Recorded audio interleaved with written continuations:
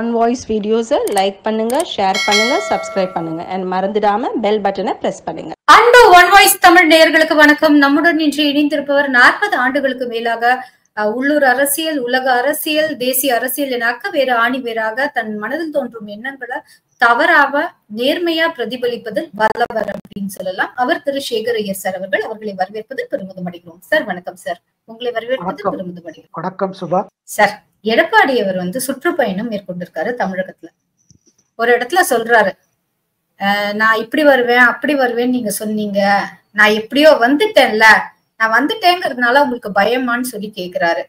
இந்த confidence of Edappadi இந்த last 4.5 yearsல இருக்கிற புது ஒரு confidence where did he gain from sir?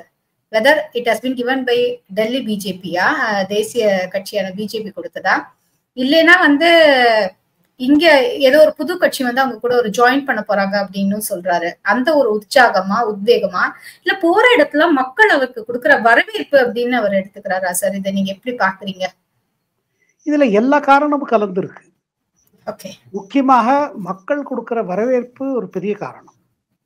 அதாவது பாஜகவுடன் ஒரு கூட்டணி அறிவித்த பிறகு, அவரோட நடைப்பயணம் ஆரம்பித்த பிறகு அவருக்கு கிடைக்கிற ஃபீட்பேக் என்னன்னா, இந்த அலையன்ஸ் பண்ண முடிவு, அதுக்கு பிறகு திமுக அரசை தான் நம்ம குறி வைக்கணும் அப்படிங்கறத அமித்ஷா சொல்லிட்டே இருந்தார். அதாவது எதிர்கட்சிகளோட முழு போக்கஸ் இருக்கணும். இந்த கடந்த 4-5 காண்டம் நடந்திருக்கிற, தமிழ்நாட்டில் நடந்திருக்கிற அரசு என்ன செய்திருக்கு செய்யல, அதை பத்தி எடுத்து மக்களிடம் சொல்லணும். அதுதான் மெயின் போக்கஸா இருக்கணும்னு அமித்ஷா சொல்லிட்டே வந்தாரு. அது இப்போ எடப்பாடி ஒரு எதிர்கட்சி தலைவராக இந்த கூட்டணியோட முதல்வர் கேண்டிடேட்டாக அவர் கிளம்பி இருக்கும் பொழுது அவருக்கு நல்ல வரவேற்பு. முதல் சுற்று இது அவருக்கு நல்லா போயிருக்கு. எல்லா இடத்துலயும் ஃபீட்பேக் நல்லா இருக்கு. அண்ட் எல்லா இடத்துலயும் பாத்தீங்கன்னா பிஜேபி தலைவர்களும் அதுல பங்கெடுத்திருக்கிறார்கள். ஸோ ஓவரால் பாத்தீங்கன்னா இது கரெக்டா போயிட்டு இருக்கு. இதுல இந்த மக்களோட வரவேற்பு பொறுத்துதான் மற்ற கட்சிகள் சேருவதும் இதுல வருது. யார் சேர போறாங்க, என்ன சேர போறாங்க, அதுக்கு அவரே பதில் கொடுத்திருக்காரு. இப்போதைக்கு பாருங்க, எங்களுக்கு நல்ல வரவேற்பு இருக்கிறது. அதிமுக தலைமையில் இருக்கிற இந்த எதிர்கட்சி கூட்டணிக்கு மக்கள் வரவேற்கிறார்கள். இதுல யார் சேருவார்கள் சேர மாட்டாள்ங்கிறது இப்போதைக்கு நம்ம பேச வேண்டிய விஷயம் இல்ல. ஏன்னா தேர்தலுக்கு உள்ள டைம் இருக்குது. அதனால ஓவரால் பாசிட்டிவா இது ஆரம்பிச்சிருக்கு. ஓகே சார், நீங்க இந்த பாசிட்டிவ்னஸ் சொல்றீங்க இல்லையா, இந்த பாசிட்டிவ்னஸ் ஏன் சார் அவருக்கு கடந்த 4.5 ஆண்டு காலமா இல்ல? நம்ம பார்த்திருக்கோம், எதிர்கட்சியா செயல்பட வேண்டிய அவருக்கு எவ்வளவோ விஷயங்கள் இருந்து கூட அவர் கொஞ்சம் பின்தங்கி தான் இருந்தாரு. சோ அப்பயே அவர் அந்த மாதிரி செயல்படலன்னு நினைக்கிறீங்க? எது கட்டி போட்டது அப்போ? இது என்ன புது எடப்பாடி அவர்கள் வந்திருக்காரு கூட்டணி உருவான பிறகு? இல்ல சுபா, இது அவரை யாரோ கட்டி போட்ட மாதிரி விஷயம் இல்ல. அதாவது முதல்ல 2021 சட்டசபை தேர்தலுக்கு பிறகு அவருக்கே ஒரு அதிர்ச்சியா இருந்திருக்கும். ஏன்னா அவரும் ரொம்ப தீவிரமா கேம்பெயின் பண்ணி திமுக நிறைய சீட்டு ஜெயிச்சிருச்சு, எதிர்பார்ப்புக்கு மேல போச்சு. அதுக்கு பிறகு பாத்தீங்கன்னா அவர் கட்சி விவகாரம் வச்சுட்டு, கட்சிக்குள்ள இருக்க நிலைமையை வச்சுட்டு பல விவாதங்கள், பல இது, அப்புறம் அது தலைவர்களுக்குள்ள, அதிமுக தலைவர்களுக்குள்ளேயே சில குழப்பங்கள், இது ஒரு பக்கம். இன்னொரு பக்கம் பாத்தீங்கன்னா திமுக அதாவது திருப்பி வந்த பிறகு ஒரு ஹனிமூன் பீரியட் உண்டு. எல்லா கட்சிகளும் ஆட்சி வந்த பிறகு ஒரு தேன் நிலவு பீரியடுப்பாங்க. அப்ப மக்கள் எதிர்பார்ப்பு அதிகமா இருக்கும். அதுக்கு போக பாத்தீங்கன்னா ஃபர்ஸ்ட் இயர் கூட okay, second year, third year, fourth year வந்த பிறகுதான் அவங்களுக்கு புரியுறது, மக்களுக்கு என்ன புரியுறது, பல வாக்குறுதி கொடுத்து ஒண்ணும் செய்யல. இப்ப கடைசி ஒரு 7-8 மாச காலத்துல உங்களுடன் ஸ்டாலின் டோர் ஸ்டெப் டெலிவரி அப்படி இப்படின்னு அனௌன்ஸ்மெண்ட் எல்லாம் வருது. இது அவங்களும் பாக்குறாங்க, மக்கள் பாக்குறாங்க. எத்தனையோ இது பண்ணி அதெல்லாம் பார்க்கும்போது என்ன ஆகுது, அப்ப ஆப்போசிஷன் பக்கம் மக்கள் பாக்குறாங்க. சரி, நம்ம எடப்பாடியோட ஆட்சி பார்த்துட்டோம், இப்ப ஸ்டாலின் தலைமையில் திமுக ஆட்சி பார்த்துட்டோம், பல சாதனைகள் செய்து விட்டோம் என்று ஒரு பக்கம் ஸ்டாலின் தரப்புல கூறும் பொழுது எத்தனை விஷயம் ஒண்ணுமே நடக்கலையே, பாதியில நடந்திருக்கு. கூடவே ஊழல் அதிகரிச்சிருக்கு.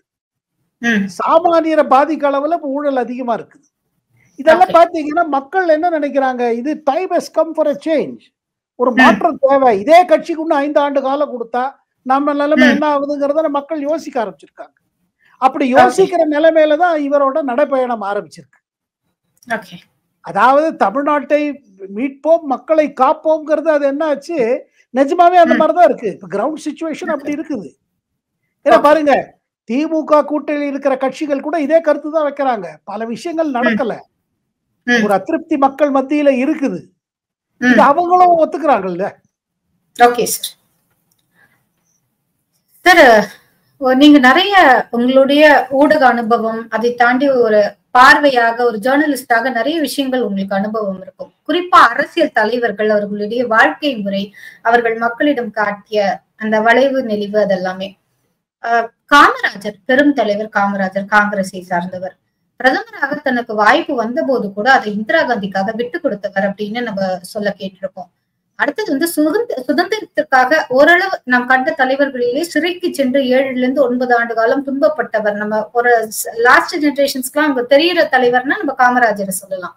அவர் வந்து ஏசி வச்சு படுத்திருந்தாரு அப்படின்னு திமுகவை சார்ந்த ஒருவர் சொல்ல, அவர் ஏசியே இல்ல, அவர் போகும்போதே ஒரு சட்டப்பில்ல 130 ரூபா தான் இருந்தது, ஒரு சொந்த வீடு கூட இல்லாம போன ஒரே ஒரு முதலமைச்சர் வந்து அவர் தான் அப்படிங்கிற ஒரு கருத்தும், இல்ல ஏசி அவர் வச்சிருந்தாரு, அவர் யூஸ் பண்ணாரு, அதற்கான ஆதாரமாக முன்னாள் முதல்வர் கருணாநிதி அவர்கள் பேசிய வீடியோ அப்படின்னு மாத்தி மாத்தி வெளியிடுறாங்க. உங்க பார்வையில நீங்க சொல்லுங்க, ஏசி வச்சிருந்தாரு வச்சிருக்கல அது வேற விஷயம். காமராஜர் எப்படிப்பட்ட தலைவர்? அவருக்கான மரியாதையை திராவிட கட்சிகள் கொடுத்தனவா, இல்ல அவருக்கான அங்கீகாரம் நேஷனல் லெவல்லையாவது கிடைச்சதுன்னு நினைக்கிறீங்களா சார்? காமராஜரை பொறுத்த மட்டும் பாத்தீங்கன்னா தேசிய அளவுல அவருக்கு பெரிய ஒரு இது இருக்குது. அவருக்கு ஒரு தனி அந்தஸ்து. ஒரு இன்னைக்கும் பாத்தீங்கன்னா காங்கிரஸ், அதாவது பிளவு ஏற்படுவதற்கு முன்பாக இருந்த காங்கிரஸ், நேரு பிரதமராக இருந்த பொழுது காங்கிரஸ் கட்சி அகில அளவுல காங்கிரஸ் தலைவராக இருந்த போது காமராஜர் எப்போதுமே சிம்பிள் லிவிங், சிம்பிள். அவருக்கு காமராஜர்னா என்ன சொல்லுவாங்க, நிஜமாவே ட்ரூ காந்தியன். அதாவது காந்தியடிகள் சொன்ன கருத்தை தன் லைஃப்ல இது பண்ணவர் ஒன்று. இரண்டாவது, ஊழலுக்கு எதிர்த்து போராடினவர். Simple life. அவரோட ஆட்சி எல்லாரும் சொல்லுவாங்க ஊழலே இல்லாத ஆட்சி சொல்லுவாங்க. அதாவது ரொம்ப சிம்பிளா இது பண்ணார். ஏழைகளுக்காக, ஏழைகளோட கஷ்டத்தை புரிஞ்சவர். ஏன்னா அவரே ஏழ்மையில இருந்து வந்தவர். அவருக்கு டைரக்ட் எக்ஸ்பீரியன்ஸ் இருந்தது. இன்னைக்கு தலைவர்கள் ஏழ்மையை பத்தி பேசலாம், ஏழை மக்கள் அவதிப்படுறத பத்தி ஒரு பேசலாம். இன்னைக்கு ராகுல் காந்தி கூட பேசுறாரு. ஆனா ஏழ்மை என்னங்கிறது ஃபீல் பண்ணவங்க இல்ல. காமராஜரோட கேட்டகரி, அவரோட எக்ஸ்பீரியன்ஸ் பாத்தீங்கன்னா அவரோட சொந்த அனுபவம்.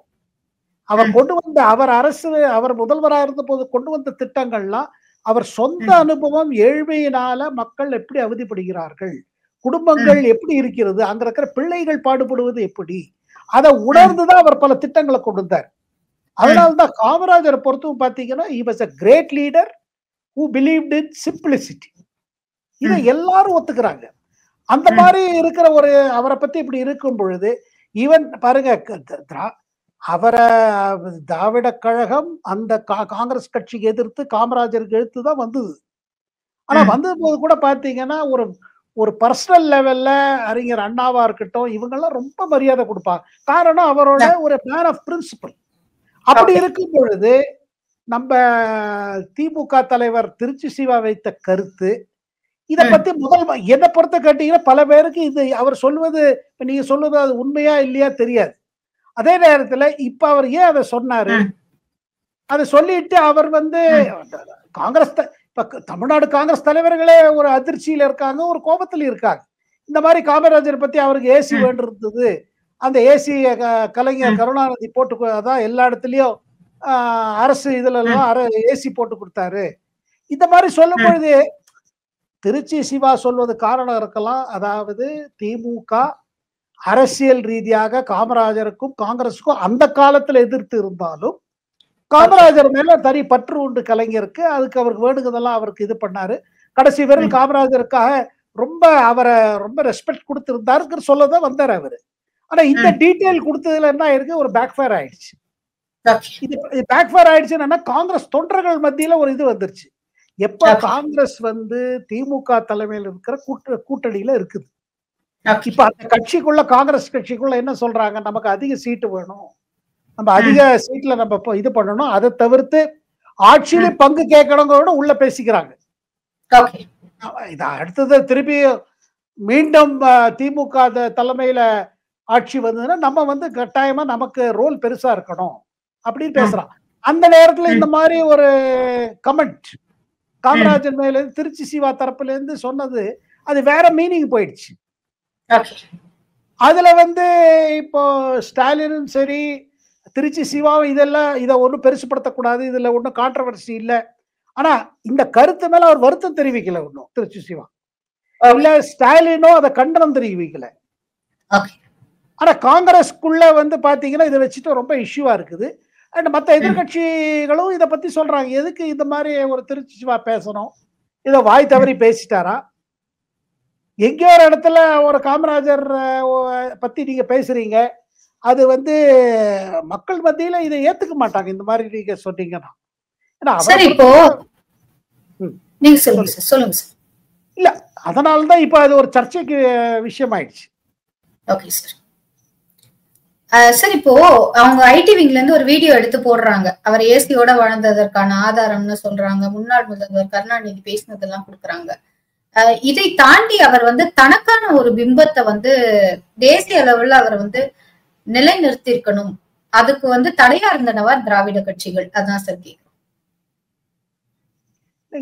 அவர் இதுல அவர் ஏசி உபயோகப்படுத்தினார் வீடியோவை அது மாதிரி இதை காமிக்க வேண்டிய அவசியம் என்ன திமுகக்கு? திருச்சி சிவா ஒரு கருத்து வச்சாரு, அந்த கருத்து மக்கள் மத்தியில அது மக்கள் ஏத்துக்கல.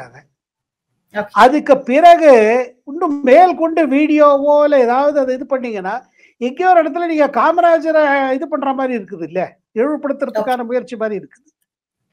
அப்போ காங்கிரஸ் கட்சி இப்ப பாருங்க, காங்கிரஸ் இப்ப இருக்கிற தமிழ்நாடு காங்கிரஸ் கட்சி வந்து காமராஜரோட இதுங்கிறது. அப்ப அந்த தலைவர்கள்ல பேச ஆரம்பிக்கணும், எதுக்கு இதை நீங்க இது பண்றீங்க, இவ்வளவு பெருசு வேண்டிய அவசியம் என்ன? இதை பாருங்க, இன்னைக்கு தேதியில என்னங்க மேட்ரு, தேர்தல் 8 மாசத்துல வரப்போகுது, அடுத்த வருடம் தேர்தல் இருக்கு. இந்த நேரத்துல காமராஜர் ஏசி உபயோகப்படுத்தினாரா இல்லையா மேட்ரு?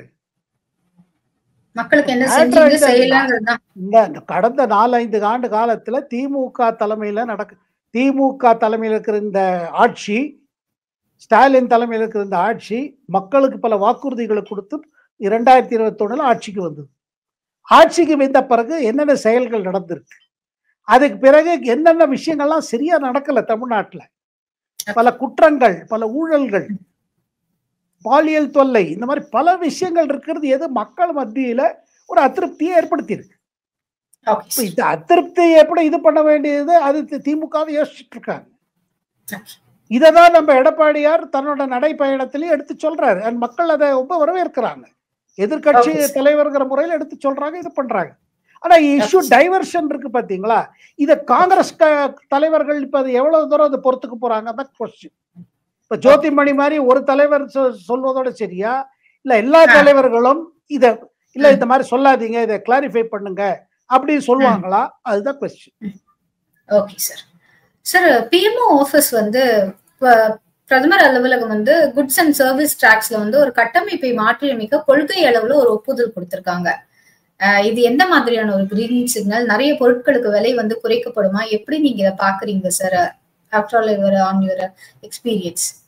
இல்லையா, இப்ப தொடர்ந்து என்னன்னா ஜிஎஸ்டி வந்ததுல இருந்து பிசினஸ் கம்யூனிட்டி சைட்லயும் சரி, வியாபாரிகள் தரப்புல இருந்து சரி, கன்சியூமர் டைப்ல என்னன்னா இந்த டாக்ஸ் எல்லாம் ரொம்ப கன்ஃபியூஸ்டா இருக்கு, நீங்க வேவேரஸ்ல அதை அவங்க ரேஷனலைஸ் பண்ணிட்டே வராங்க.